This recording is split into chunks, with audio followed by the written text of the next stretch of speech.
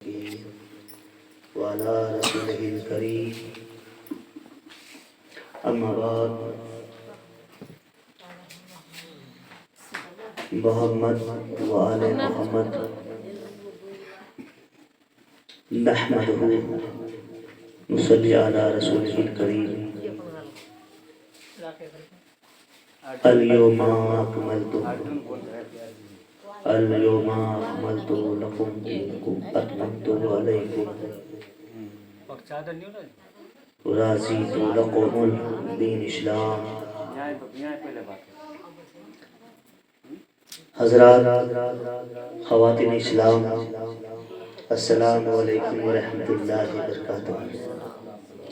اب جعفر صاحب کہاں چلے گئے؟ وہ گئے کہاں ہے؟ بلا کے لاؤ، چھوڑیں گے نہیں. تو جب گفتگو کی بات آتی ہے تو انہیں نیند آ جاتی ہے. اور خاص کر کے یہ میں نے پہلے کہا تھا، لیکن میں نے خطبہ مشرونہ میں کچھ زیادہ کہہ دیا، تو اسے تو مختصر میں پیش کرنا ہی ہے. اور آپ لوگ ساتھ دیں گے تو انشاءاللہ تعالی یہ فقیر کچھ کہنے کی ضرورت کر سکتا ہے. اور لوگ پیسے خرچ کر کے محفل سجاتے ہیں اور سماج میں لوگ ساتھ دیتے ہیں، پھر انتظام کرتے ہیں.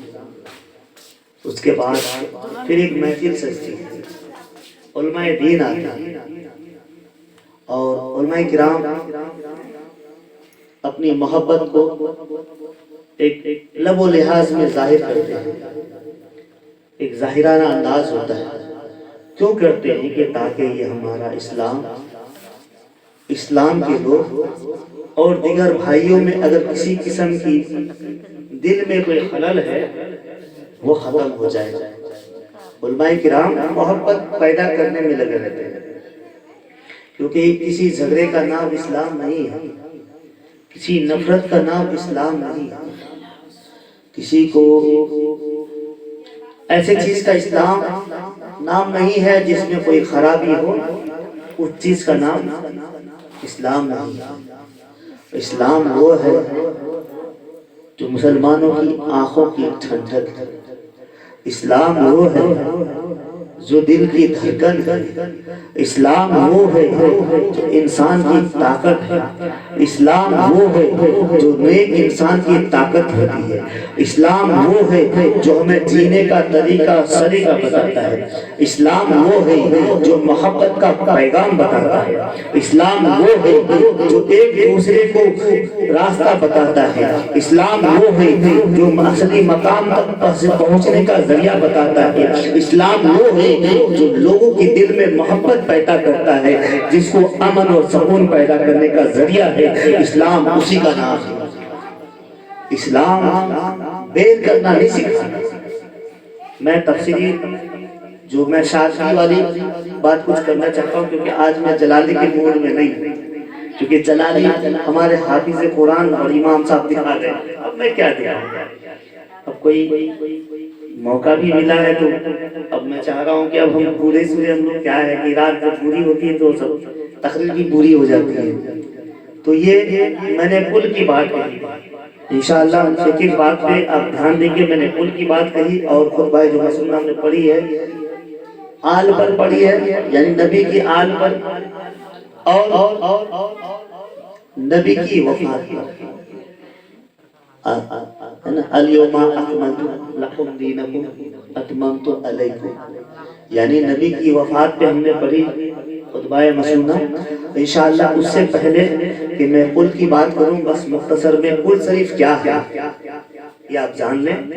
کہ کل لوگ جسے آج الگ عقائد کے لوگ، میں پہلے اس بات کو پوری کر دوں انشاءاللہ تعالی. آپ لوگ ساتھ ہیں؟ ہماری ماں بہنوں سے گزارش کر رہا ہوں، جو لوگ دیوبندی اور سنی کے مسئلے میں یہاں پہ دونوں کیٹیگری کے لوگ لگ بھگ ہیں، تو میں یہ چاہ رہا ہوں کہ جو اس چیز کا اختلاف کرتے ہیں، جھگڑے کو کر رہے ہیں، سنی اور دیوبندی کی بات کو لے کے لڑ رہے ہیں، آخر لڑائی کہاں ہے؟ ذرا ڈھونڈ کے بتائیں. میں ان لوگوں سے، کیونکہ یہ ہماری تقریر میڈیا میں بھی جا رہا ہے، یعنی اور انڈیا دیکھ رہے ہیں کیونکہ میں لائیو ہوتا ہوں جب آل انڈیا دیکھتا ہی ہے، تو میں ان چیزوں لوگوں تو اس پیغام کو پہنچانا چاہتا ہوں کہ آخر جھگڑا کس بات کی ہے؟ 4 امام آئے، بالکل سب نے پڑھا، سب نے جانا، ابھی اسی کا ذکر ہوا، امام اعظم ابو حنیفہ، اب امام حنبل آئے، چاروں امام کو ہم سمجھ رہے ہیں، لیکن ایک کو مسلک بنایا گیا ہے، ایک کی مسلک اس پر عمل کیا گیا، ایک کو لے کے ہم ایمان والوں نے ان کو درست کر دیا کہ ایک پر چلنا ہے، ایسے سبھی ہے، سبھی کو مانتے ہیں، کسی کو انکار نہیں ہے، مگر اللہ کے رسول کی شان میں جو لکھا ہے وہ امام اعظم ابو حنیفہ، اور ہندوستان میں جو روشنی یعنی چراغ جلایا ہے، گلی گلی میں اسلام کا پیغام پہنچایا ہے، اسلام کا پرچم لہرایا ہے، وہ احمد رضا خان امام بریلی شریف سے ہے۔ تو ہندوستان میں ہر جگہ جب کوئی پڑھا لکھا نہیں ہوتا ہے، وہاں پہ کوئی نہ کوئی جانکار ہوتا ہے کہ نہیں یہ کام ایسے کرو، یہ کام ایسے کرو۔ جب آپ کی پوجا کی بات آتی ہے تو پنڈت آ کے بتاتا ہے ایسے ایسے کرو، آپ کی پوجا جو ہے اوکے ہو جائے گی۔ جب ہماری ایمان کی بات آتی ہے، جب شریعت کی بات آتی ہے، شریعت اتنا نازک ہوتا ہے کہ ہم ایسے گستاخی کر تو لیتے ہیں، یہ جانتے ہیں نامہ اعمال میں ہمارا پورا عمل خراب ہوا ہے، یعنی ہم گستاخی کر رہے ہیں، معلوم ہے، لیکن پھر بھی اللہ سے ڈرتے ہیں، اللہ کی اس ذات سے ڈرتے ہیں۔ اس لیے جب کوئی انسان انتقال ہو جاتا ہے، اس دنیا سے رخصت ہو جاتا ہے، اگر آپ اس کو جلا دیتے ہیں، ہم اس کو دفنا دیتے ہیں، فرق اتنا ہوتا ہے کہ ہمیں یہ یقین ہے کہ ہم اللہ کی چیز جو اللہ نے ہمیں امانت سونپی ہے، کیونکہ میں اس جگہ جا رہا ہوں جہاں ابھی میں جب کل میں آنا ہے، موت اور زندگی کل کا ذریعہ ہے، کل الگ سے نہیں ہے، یعنی ایک انسان کی زندگی کے ساتھ کل کا ایک ذریعہ بنا ہوا ہے۔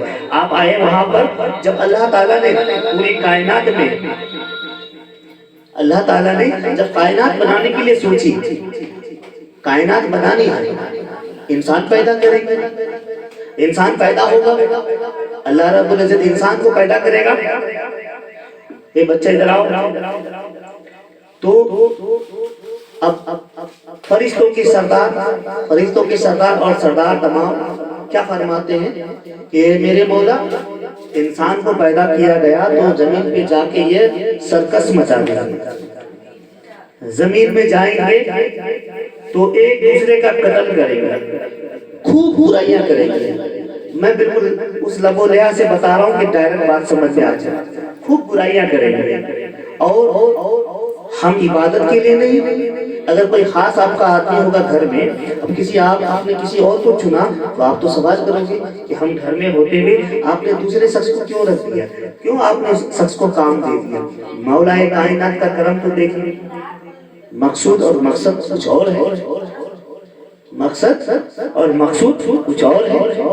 اللہ رب العزت فرماتا ہے کہ پوری جماعتوں میں، فرشتوں کی جماعت، سارے جماعت والے میری عبادت کر رہے ہیں، اطاعت کر رہا ہے، لیکن کوئی ایسا ہو جو گناہ کر کے توبہ کرے اور میرے لیے عبادت کرے، وہ اشرف المخلوق ہو، جو یہ آدم ذات ہوگا، میں اس آدم کو پیدا کروں گا، اس میں گناہ بھی کرنے کی طلب ہوگی، توبہ کرنے کی بھی طلب ہوگی، اور ساری گناہوں سے جب جو توبہ کر لے گا میں اسے معاف فرما دوں گا۔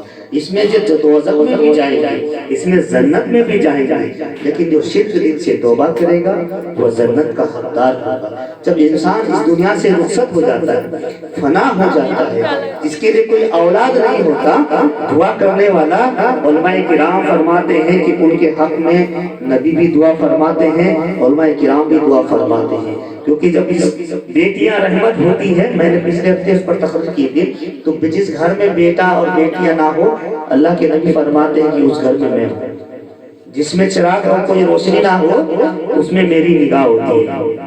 آئیے حضرات، جب وہ اس دنیا سے رخصت ہو جاتا ہے، جن کے حق میں کوئی دعا کرنے والا نہیں، تو کیا آپ کچھ لوگ ابھی بھی اس دور میں ہیں جن کے گھر میں حافظ قرآن نہیں یا قرآن پڑھنے والا نہیں، ابھی بھی پیسہ دے کر قرآن جو ختم قرآن کو ہو وہ بخشواتے ہیں، کیوں؟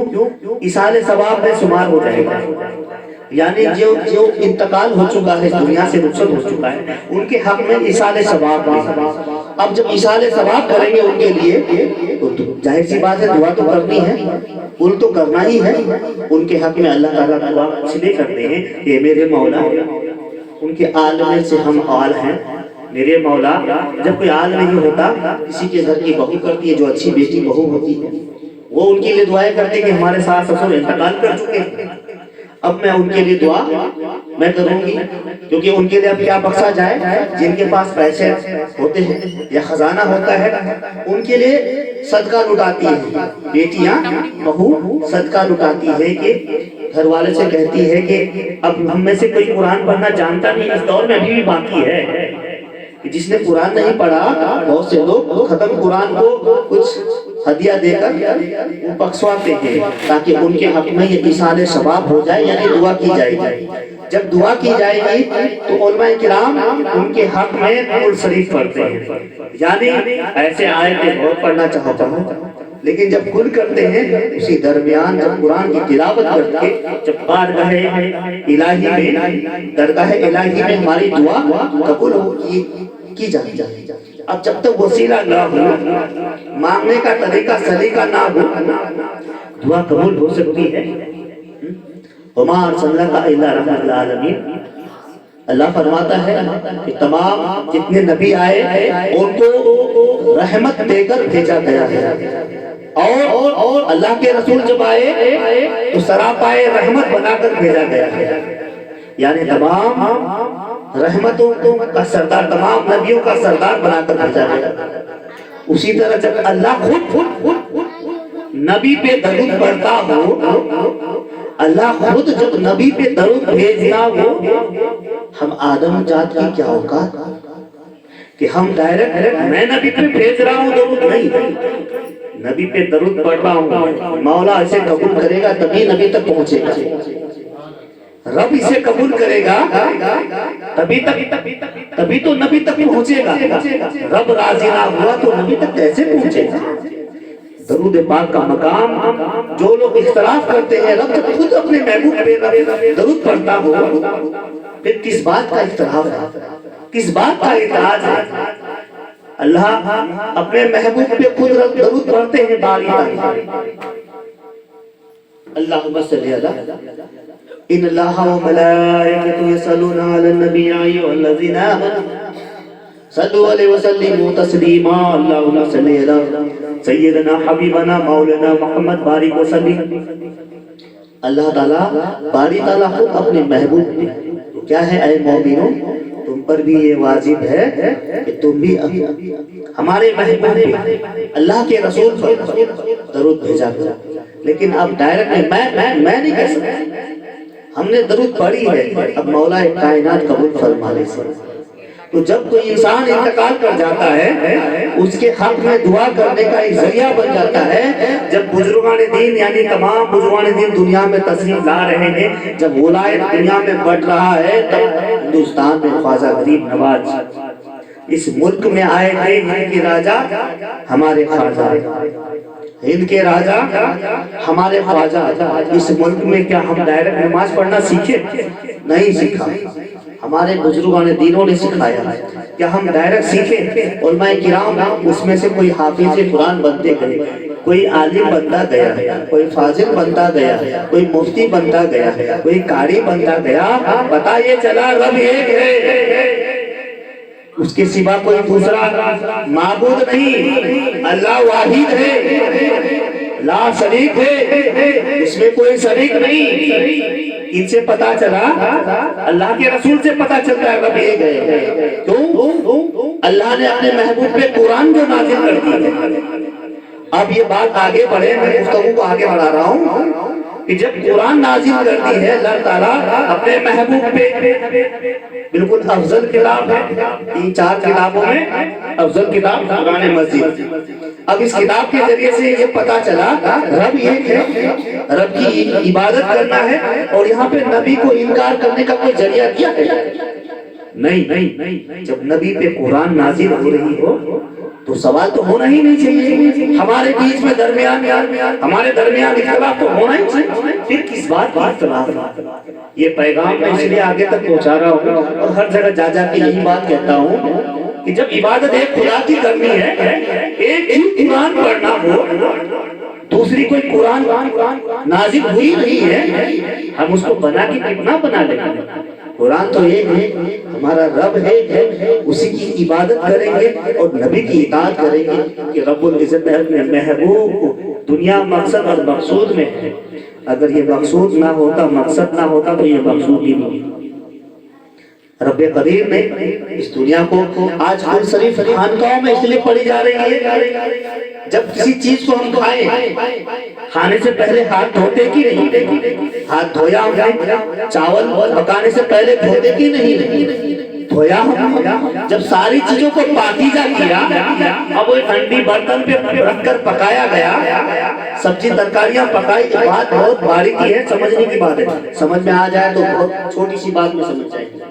جب ساری چیزوں کو ہم شدھ کر کے پکاتے ہیں اپنے گھروں میں، چاہے ہمارے ہندو بھائی ہوں یا مسلم، یہ شدھ صاف ستھرا پاکیزہ حالت میں کھانا پکاتے ہیں، یعنی سامان کو پاکیزہ بناتے ہیں، خود ہو یا نہ ہو، یعنی طہارت، پاک صاف۔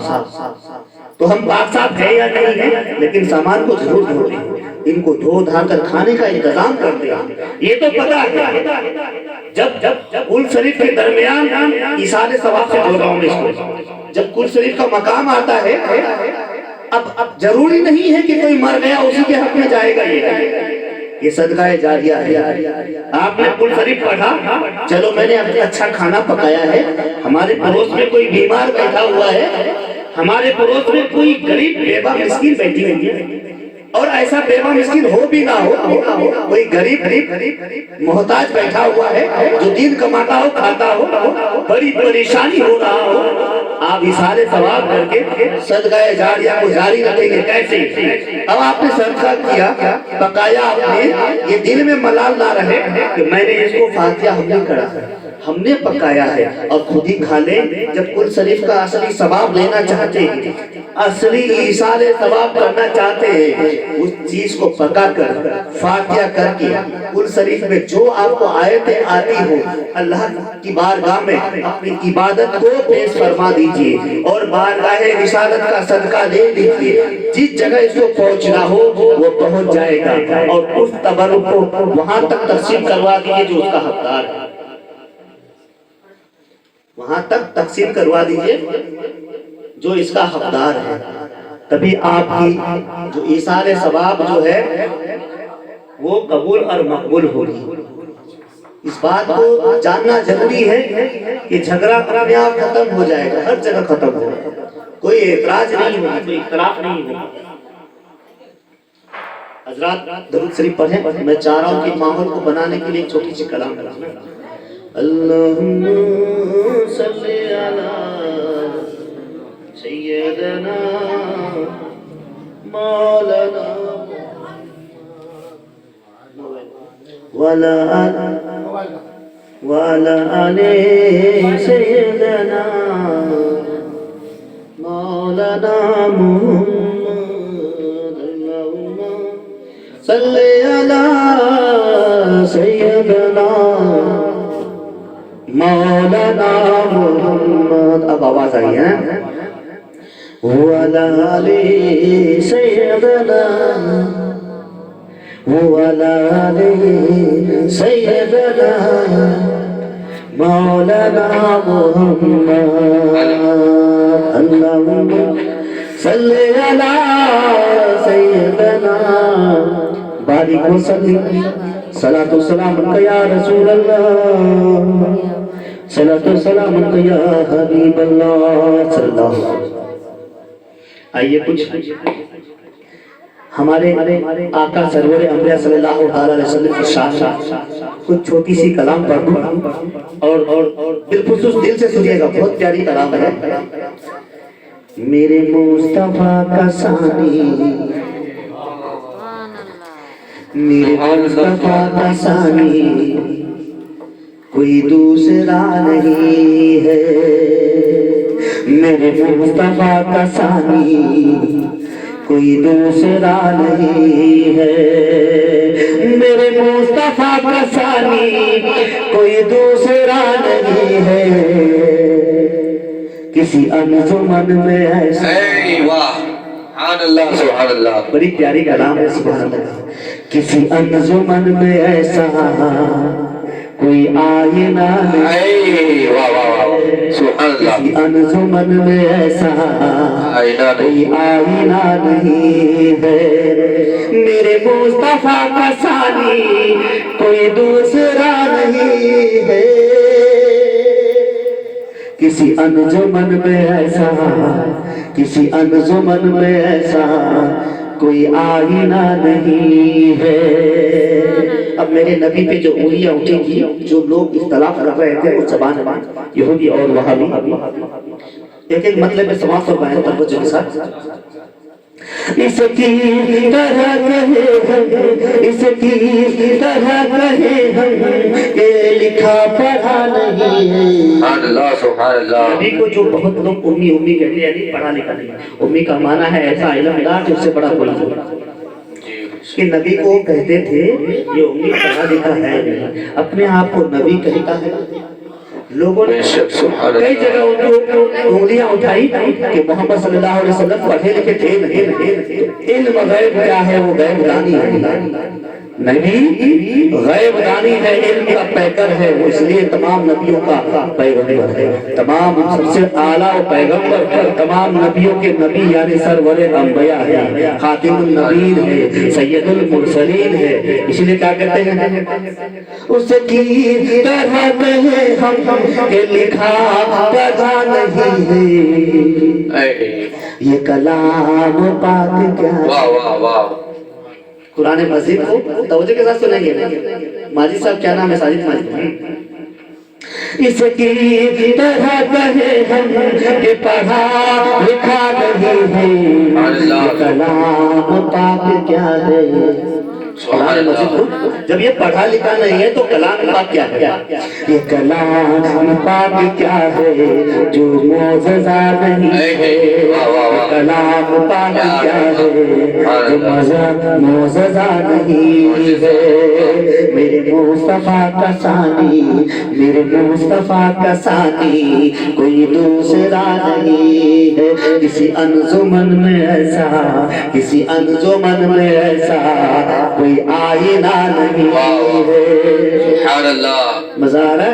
دل کو سکون ہے، قلب کو سکون ہے. جب قلب کو سکون آ جائے تو سمجھ لینا آپ سے بہتر آپ کا دل نبی سے محبت کر رہا ہے. واہ واہ واہ سبحان اللہ. میرے مصطفیٰ کا ثانی کوئی دوسرا نہیں ہے.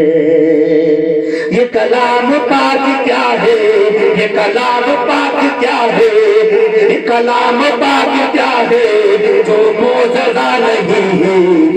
میرے مصطفیٰ کا ثانی، میرے مصطفیٰ کا ثانی کوئی دوسرا نہیں. سبحان اللہ سبحان اللہ. میرے مصطفیٰ کا ثانی کوئی دوسرا نہیں ہے.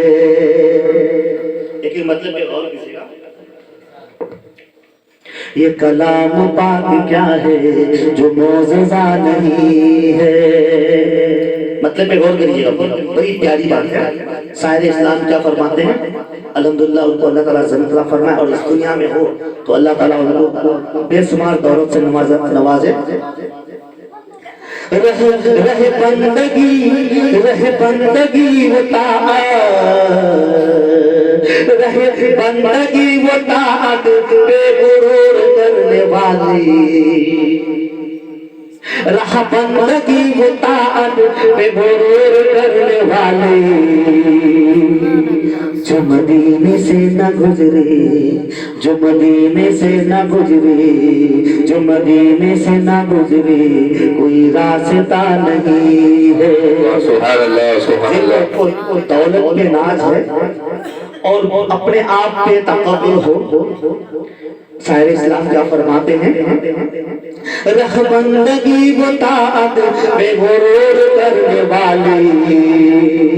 جو مدینے سے نہ نہ گزرے جو مدینے سے نہ گزرے کوئی راستہ نہیں میرے مصطفیٰ کا ثانی کوئی دوسرا نہیں ہے کسی انجمن میں ایسا کوئی آئینہ نہیں ہے اب ایک مطلب بڑی پیاری بات ہے مطلب اور کیجیے گا میرے دل میں آنے والے میرے دل میں آنے والے یہ نقاب الٹ دے میرے دل میں آنے والے میرے دل میں آنے والے یہ نقاب الٹ دے کہ یہاں میرے علاوہ کہ یہاں میرے علاوہ کہ یہاں میرے علاوہ کوئی دوسرا نہیں ہے سبحان اللہ سبحان اللہ میرے نبی جیسا کوئی ہے دوسرا نہیں ہے اسی لیے جو نقاب میں آ رہے ہیں جو ڈر کر آ رہے ہیں وہ بے نقاب ہو جائے مقصد یہ کہنا ہے کہ دل میں اب کوئی ملال ہو اسے ہٹا دو پردہ ہو تو مٹا دو آنکھوں کی روشنی کو جگا دو دل میں جگہ دو اور دل کو ایسا جگا دو کہ نبی کو دل میں بسا دو مقصد یہ ہے کہ جو میرے دل میں آنے والے یہ نقاب الٹ دے کہ یہاں میرے علاوہ کہ یہاں میرے علاوہ کوئی دوسرا نہیں ہے میرے شاعر کیا کہتے ہیں سر میرے شاعر میرے شاعر میرے شاعر ان کی مدح میری شاعری عبادت میرے شاعر میرے شاعر میرے شاعر ان کی مدح میری شاعری عبادت مجھے بے نواز نہ سمجھو ساجد مجھے بے نواز نہ سمجھو مجھے بے نواز نہ سمجھو میرے پاس کیا نہیں ہے سبحان اللہ سبحان اللہ نواز نہ سمجھو میرے پاس کیا نہیں ہے میرے مصطفیٰ کا ثانی کوئی دوسرا نہیں ہے اب یہ آخری مطلب ہے میں سادگی کے ساتھ اس لیے پڑھ رہا ہوں سادگی کے ساتھ تاکہ دل بچے اور ذہن میں اتر جائے تو انشاءاللہ ایسی کلام جب پیاری کلام پڑھی جائے تو زیادہ مچل کر میں نہیں پڑھ پاتا کیونکہ دل میں اترنا بھی چاہیے دل میں جذبہ ہونا بھی چاہیے سادگی ضروری ہے اور جب جلالی ہوتا ہے تو پھر مسئلہ چور ہوتا ہے اور اس وقت ہمارے حافظ صاحب جلالی دکھا کر چلے گئے آئیے مطلب میں غور کریں سبحان اللہ سبحان اللہ میرے مصطفیٰ کا ثانی کوئی دوسرا نہیں ہے اب جو رجائے مصطفیٰ پر جو رجائے مصطفیٰ پر دل وہ جالتا چکا ہو جو رجائے مصطفیٰ پر دل وہ جالتا چکا ہو اے موت اے موت اے موت زندگی سے اے موت وہ زندگی سے کوئی واسطہ نہیں ہے وہ زندگی سے کوئی واسطہ نہیں ہے میرے مصطفیٰ کا ثانی کوئی دوسرا نہیں ہے کسی انجمن میں ایسا کسی انجمن میں ایسا کوئی دوسرا نہیں ہے کسی انجمن میں ایسا ہوا کسی انجمن میں کوئی ایسا آئینہ ہے اب نبی کی بارگاہ میں آئینے پہ بات آ گئی اب میں تھوڑا جلالی میں 10 منٹ کے لیے اتر جاتا ہوں کیونکہ من مچلا ہے جب تک میں کلام نہ پڑھ لوں نبی کی شان میں جب تک میرے اندر کا جو سویا ہوا جذبہ ہے اس پہ آگ نہیں لگی اب میرا من مچل رہا ہے لیکن آپ لوگ ساتھ دیں گے تو میں انشاءاللہ کچھ کہنے کی جرات کروں گا اور آپ اگر بیداری میں نہیں ہیں تو ہم بھی خبرداری میں نہیں ہیں ایسا نہیں ہو علماء دین اب اس علماء کی طرح نہ ہو کہ ساری رات تقریر کرتے رہے، بتائیے چلا سب کوئی چلے گئے، اب حافظ قرآن علماء دین علماء کرام تقریر کرتے رہے ہیں، بتائیے چلا تقریر ختم ہو گئی، سامنے بیٹھا ہوا شخص آنکھ کھول کر دیکھے آپ کی باپ رے باپ، الحمدللہ پوری مجلس میں ایک ہی اللہ کا بندہ ہے جو میری تقریر سن رہا ہے، بڑی توجہ کے ساتھ سنا، کیا بات ہے باپو؟ بولا حضرت آپ کی تقریر ہو تو میں آپ سے کرسی لے کر چلوں۔ بات تو یہی ہے انشاءاللہ تعالی۔ تو میں بات کو جلالے کی بات آ رہی تھی، آئینے کی بات، اللہ کے رسول کی بارگاہ میں پوچھا ابو جہل سوال کیا کر رہے ہیں؟ ایسا سوال اللہ کے رسول سے کہتے ہیں کہ اللہ کے رسول بہت ہی کذاب ہے۔ کذاب کا معنی بہت ہی سعودی عرب میں جو عربی لینگویج ہے، کذاب کا معنی نہیں بہت ہی برا انسان، کذاب۔ اب ایسے جملے نکال رہا ہو تو کذاب کا جملہ آ جاتا ہو تو ان سے کہا گیا کہ یہ تو کون تھے؟ کون تھا؟ ابو جہل۔ اب ابو جہل سے پوچھا گیا ابو جہل حضور کیسے لگ رہے ہیں؟ تو بولا بہت بدصورت لگ رہے ہیں۔ ان کی بدصورت کو بتا رہا ہے یہ ظالم۔ دیکھو اب صدیق اکبر تشریف آئے تو صدیق اکبر سے فرمایا کہ صدیق اکبر بتاؤ میں کیسا لگا؟ یا رسول اللہ الحمدللہ چاند سے بھی زیادہ خوبصورت نظر آ رہے ہیں آپ، چاند سے بھی زیادہ خوبصورت، چاند میں داغ ہے لیکن الحمدللہ آپ تو اللہ کے رسول، آپ تو بوڑھ ہیں۔ تو اب صحابہ کرام نے کہا کہ یا رسول اللہ آپ نے کچھ نہیں کہا؟ تو بولا میں کیا کہوں، ابو جہل اپنی صورت دیکھ گیا اور صدیق اکبر اپنی صورت دیکھ گیا، یعنی یہ اپنی سیرت کو دیکھ رہے ہیں، وہ اپنی سیرت کو دیکھ رہا ہے۔ اب یہ کیا معاملہ پتا چلا؟ برا انسان بری سیرت کو دیکھ رہا ہے، اچھا انسان اپنی اچھی سیرت کو دیکھ رہا ہے، یعنی وہ اپنے بڑے برے اعمال کو دیکھ رہا ہے، صدیق اکبر اپنے اعمال کو دیکھ رہا ہے۔ سبحان اللہ۔ بات تو یہی ہے کہ اپنی اپنی سچائی کو نبی کے چہرے میں دیکھ رہے ہیں۔ اب بات یہاں آ رہی ہے تو بات کو میں گفتگو کو بڑھاؤں کیونکہ میں خطبہ مسنونہ میں وہ بات وہی آواز ٹکرا رہی ہے، تھوڑا میں ڈسٹرب ہو رہا ہوں۔ آواز ٹکرا رہی ہے نا، اس کو ادھر کرو۔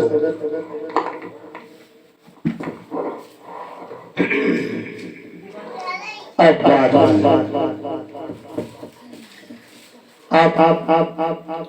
الیوم اکملت لکم دینکم اتممت علیکم۔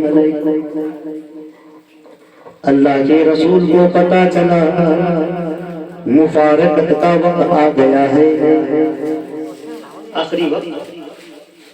پتا یہ چلا کہ اس بات جبرائیل امین تشریف لائے، اللہ کے رسول سے فرما دیا، آیت سنا دی گئی اللہ کے رسول نے۔ اب یہ بات بہت مطمئن کے ساتھ سنیں گے انشاءاللہ۔ جو لوگ موت سے نہیں ڈرتے ہیں یہاں موت سے محبت وہ طلب پیدا کرے گا کہ کوئی گناہ نہیں کرے گا، دل میں سجا دے گا۔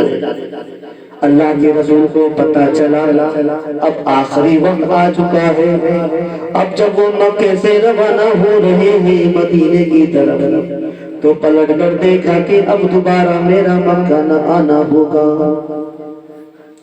پلٹ کے دیکھا کہ شاید اگلے سال میرا اب نہیں آنا ہوگا۔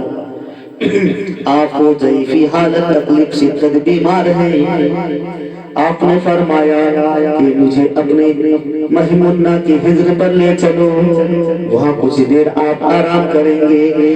وہاں سے کسی صحابہ کے کندھوں پر ہاتھ رکھ کر آپ عائشہ صدیقہ رضی اللہ عنہ کی حجر پہ تشریف لا رہے ہیں۔ جب آپ آرام فرما رہے ہیں آپ کو تکلیف بڑھتی جا رہی ہے، شدت بیمار ہے، بخار بھی کافی تیز ہے۔ صحابہ کرام سے کہہ رہے ہیں، بے لمبی تقریر ہے، میں 5 منٹ میں ختم کر دوں گا۔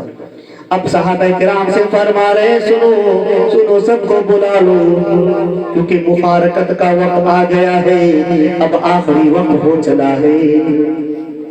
صحابہ کرام میں کھلبلی مچ گئی، صحابہ کرام سب کو بلا رہے ہیں اور تمام سب جماعت ہو رہے ہیں، جمع ہو کر کوئی رو رہے ہیں، اللہ کے رسول سے فرما رہے ہیں، صدیق اکبر ابو بکر صدیق فرما رہے ہیں کہ یا رسول اللہ ہم نے خواب دیکھا، بہت پیاری بات ہے، یا رسول اللہ ہم نے خواب دیکھا، کہا کیا خواب دیکھا ذرا بتاؤ، کہ یا رسول اللہ ہم نے خواب یہ دیکھا، عائشہ صدیقہ کے سر سے ہوا میں چادر اڑ گئی، عائشہ صدیقہ کے سر سے جو ہے دوپٹہ ہوا میں اڑ گئی، یا رسول اللہ یہ خواب کی تعبیر بتائیں، اللہ کے رسول فرما رہے ہیں سنو سنو، جو ایسی خواب دیکھا اس کا مطلب عائشہ اب بے ماں ہونے والی ہے، اس دنیا سے میں رخصت ہونے والا ہوں، اللہ اکبر، اتنے میں فرما رہے ہیں فاروق اعظم فرما رہے ہیں یا رسول اللہ ہم نے بھی ایک خواب دیکھا، یا رسول اللہ ہم نے بھی ایک خواب دیکھا، کہا کیا دیکھا، بولے یا رسول اللہ ڈھال میری ٹوٹ گئی، اللہ کے رسول فرما رہے کہ اے عمر ڈھال میں تیری تھا جو ٹوٹنا تھا،